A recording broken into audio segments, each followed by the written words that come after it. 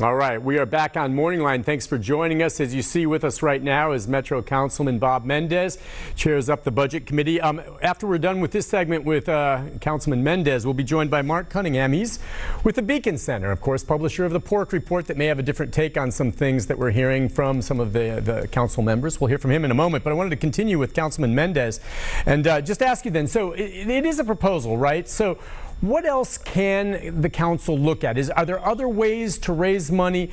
As far as I've seen some people on Facebook saying, look, you talk about, if there isn't more coming in, you're going to have to lay people off. Well, they're saying, many of us are already laid off. If it comes to that, maybe that's just biting the bullet. I mean, what do you say to that?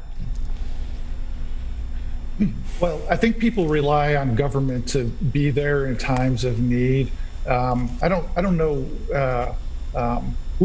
The government of Metro has been squeezing on its budget since the last several months of the Berry administration, and so there isn't a lot of fat in the government to cut. The government owns a lot of the land it uses, so almost all the cost is people.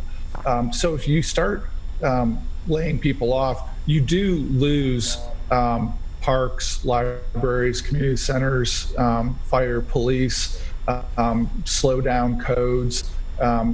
Metro employees already work extremely hard, and I think that it would make citizens' lives worse if we ended up laying off hundreds of employees, which is what it would take to avoid the tax increase that Mayor Cooper has proposed. Let's take a phone call or two for you, and we'll start off with Ann. Ann, good morning. Do you have a question for the councilman, Ann? Yes, I do. Okay. Due to the development in East Nashville, many homeowners on fixed income saw their property taxes raised significantly with reassessment in the last 48 months. Then those same homeowners were hit with the tornado. They were also hit with the flood 10 years ago and had to rebound from it. And now they're hit with, some of them, with the virus. So although property taxes may be in the future, we've already been significantly hit over and over again, even though we've done nothing different to our actual properties. It's been what's going on around us. So how do you respond to those of us? And if we laid off, we would just be putting more people into an already tapped unemployment financial pool. Councilman? Well, for older homeowners who are below a certain income level set by the state, they're eligible for a property tax freeze. And anybody can go to, you can Google Metropolitan Trustee, and on their website, they've got step-by-step directions about how to qualify for that. Unfortunately, the level set by the state, the income level, is pretty low, so it's not for everybody. Beyond that, it's so that program's available for a tax freeze for older people on a fixed income at a certain income level, and then beyond that, I think the thing people should be mad about is the fact that it's been so long without changing or adjusting the rate that creates this big jolt. If it had been done in increments, people even on a fixed income would have been able to balance it into their lives more easily. But again, every year we wait, the jolt will just get bigger. And so waiting is not really an option. Just curious too, let's say we move forward in some type of property tax, whatever level it is passed. When would that take effect? It would go out in the property tax bills that go out this upcoming October, and with the taxes that are due next February 28th. Okay. You're just trying to get a context if there's an increase when it would hit folks. Let's go next to Jane. Jane, good morning. Do you have a question for the councilman? Hi, Jane. Are you there, Jane? Okay, we'll go next to Jack. Jack, good morning. Do you have a question for the councilman, Jack? I have a comment, actually. Okay, go ahead, sir. I don't trust that they know what they're doing down there. I went in because I had an appraisal on my house, and my tax bill assessment was higher than the appraisal substantially. I brought in the appraisal. I showed it to them. They said, you clearly have been misappraised by us, and then they put it through anyhow. So the trust that the Metro government knows how to function properly and not just give money away to hotel developers, et cetera, which they're very good at, I might add. And obviously the deal with the Convention and Visitors Bureau, which squandered huge amounts of money. I just look at the whole situation that a lot of people, low-income people, people who are living kind of on the edge because Nashville's been a very hot property market, are going to get pushed out. So I've decided if this all happens this way and they don't do anything to correct their behavior, as soon as the coast is clear, I'm going to put my house on the market and I'm leaving this county. Okay. Well, I mean, Councilman, you've basically conceded that, you know, some of the issues that we're dealing with now came in because none of this was addressed when things were tight even before this pandemic and the tornadoes hit.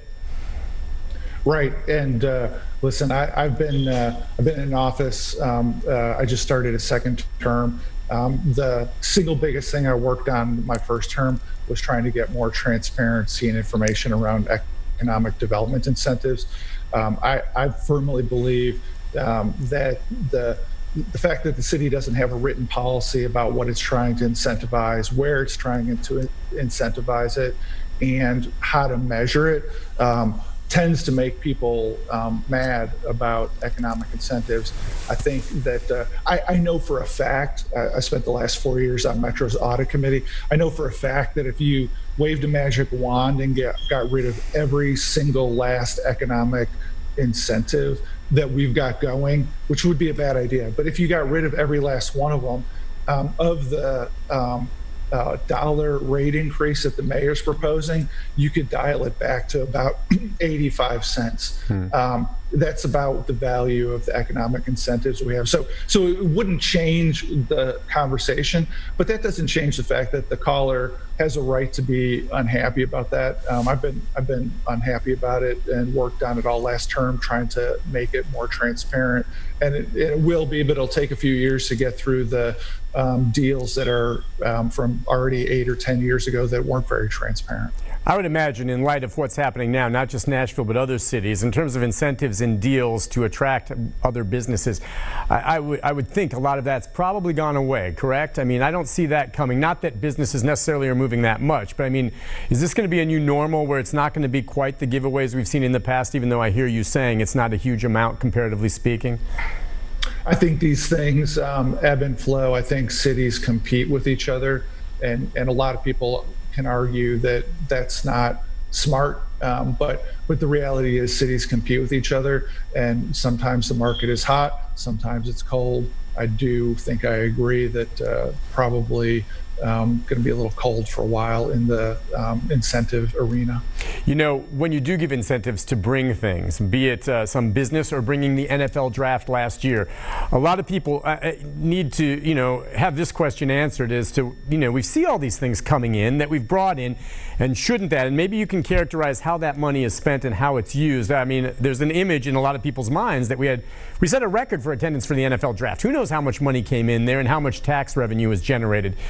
Don't events like that help? Shouldn't that money have been there to help us through this, to explain where that money kind of goes? Well, I think that's a promise that's been broken. You know, for a quarter century, the promise has been, if we build this magnificent A++ tourism mecca, it'll pay for the things we need to do as a city. And here we are, objectively, we have built a A++ tourism mecca, but the city doesn't have the things it needs, and so people draw the conclusion that it's all been given away to develop downtown.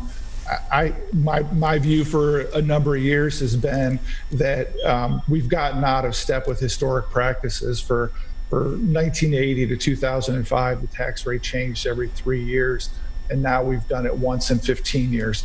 The cost of milk isn't the same as it was 15 years ago. There's more than one price increase in every single business out there in the last 15 years, but somehow Metro has decided it's going to have one rate increase in 15 years. It's just fundamentally lost our way on how to plan and budget for a city. All right, let's, as we wrap things up here, then just remind folks again where the timetable stands and how people will get a chance to voice their opinions. We'll continue to do shows here on Morning Line, but there will be a public hearing where, you know, I guess they'll be able at that time, depending on the situation, to attend electronically if needed. Is that going to be on June 2nd? That'll be June 2nd, and we are actively making plans to be able to accommodate it electronically, where people could either email in comments or phone in comments, possibly recorded, some or live. We're still working on the details. That's June 2nd. And of course, anybody can email the full council anytime they want at councilmembers@nashville.gov, or any of the individual council members. You could feel free to email us whenever you want. And then a vote on a proposed property tax increase would likely occur when? Probably the final vote will be June 16th, at our mid-June council meeting. And, you know, for people with emails and calls who want to reach out to council members, you probably want to concentrate that effort around the public hearing on June 2nd and the final vote on June 16th. Obviously, we're getting a lot of contact now, which is great. I always love to hear from people. But the real important dates will be June 2nd for the public hearing and June 16th for the final vote. All right. Councilman Mendes, thank you very much for joining us this morning from your home so early. I really do appreciate your time, sir. Thanks, Nick. All right, thank you. Councilman Bob Mendes. All right, shifting gears. I see several people on Facebook saying, well, why don't you bring up another council member? You know, there's several out there that have different opinions on it. And Steve Glover's one who's been on this show before. But we are going to be coming up next with Mark Cunningham. He is from the Beacon Center, and I think he will have a point of view probably in line with a lot of the people right now watching who don't like this idea. The Beacon Center, among other things, comes out with a pork report every year looking at wasteful spending and the like. We'll get his take on this proposal and more of your comments as well on Facebook at newschannel5.com, and if you'd like to call in as well as we try to balance this out and give you as much information as you need to maybe move forward. And as you said, your chance to comment here, but also June 2nd, and you can reach out to your council member. Let them know how you feel about all this. We'll take a break, be back with more, and our next guest, Mark Cunningham, right after this.